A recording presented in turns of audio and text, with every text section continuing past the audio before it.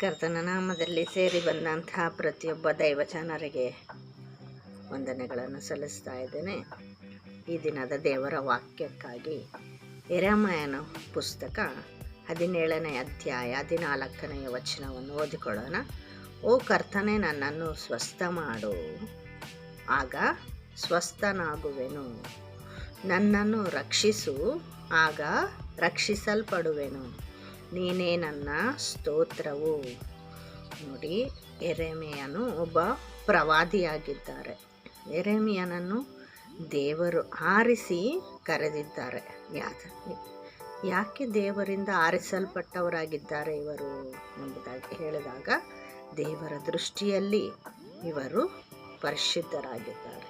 ಪರಿಶುದ್ಧರಾದ ಪ್ರತಿಯೊಬ್ಬೊಬ್ಬರನ್ನು ಕೂಡ ದೇವರು ತನ್ನ ಸೇವೆಗಾಗಿ ಕರೆಯುವಂಥವರಾಗಿದ್ದಾರೆ. ಹೌದು ಪ್ರಿಯರೇ, ದೇವರ ಸೇವಕರಾದಂಥ ಯೆರೆಮೀಯನಿಗೆ ಒಂದು ಪ್ರಾರ್ಥನೆ ಮಾಡುವ ಅವಶ್ಯಕತೆ ಆಗಿದೆ. ಏನು ಪ್ರಾರ್ಥನೆ ಮಾಡಿದ್ದಾರೆ ಅಂತಂದರೆ, ಓ ಕರ್ತನೇ, ಓ ದೇವರೇ, ನನ್ನನ್ನು ಸ್ವಸ್ಥ ಮಾಡು. ಹೌದು, ಈ ದಿನ ನಮಗೂ ಕೂಡ ಸ್ವಸ್ಥತೆಯ ಅವಶ್ಯಕತೆ ಇದೆ ಅಲ್ವಾ? ಏನೆಲ್ಲ ಸ್ವಸ್ಥತೆ ಆಗಬೇಕು?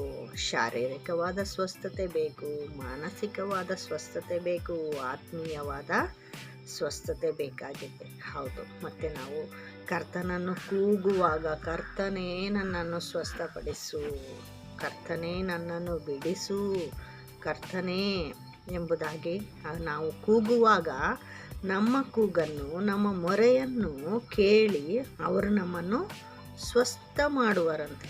ಸ್ವಸ್ಥನಾಗುವೆನು ಅಂತ ಹೇಳಿದ್ದಾರೆ. ನನ್ನನ್ನು ಸ್ವಸ್ಥ ಮಾಡು ನೀವು, ನಾನು ಸ್ವಸ್ಥತೆ ಹೊಂದುತ್ತೇನೆ.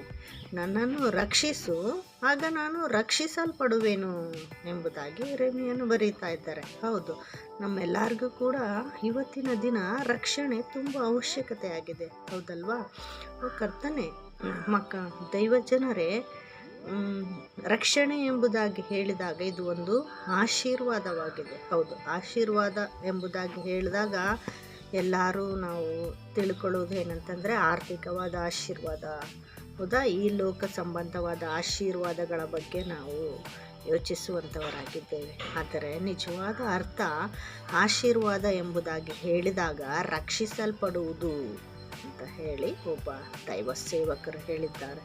ಹೌದು, ದೇವರು ತನ್ನ ಮಕ್ಕಳಾದ ನಮ್ಮನ್ನು ರಕ್ಷಿಸಿಕೊಂಡಿದ್ದಾರೆ, ಆಶೀರ್ವದಿಸಿದ್ದಾರೆ.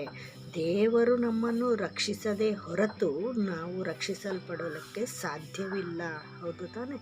ಆದ್ದರಿಂದ ನಾವು ಏನು ಮಾಡಬೇಕಂತಂದರೆ, ಕೊನೆಯಲ್ಲಿ ನೋಡಿ, ನೀನೇ ನನ್ನ ಸ್ತೋತ್ರವು ಅಂತ ಹೇಳಿದ್ದಾರೆ.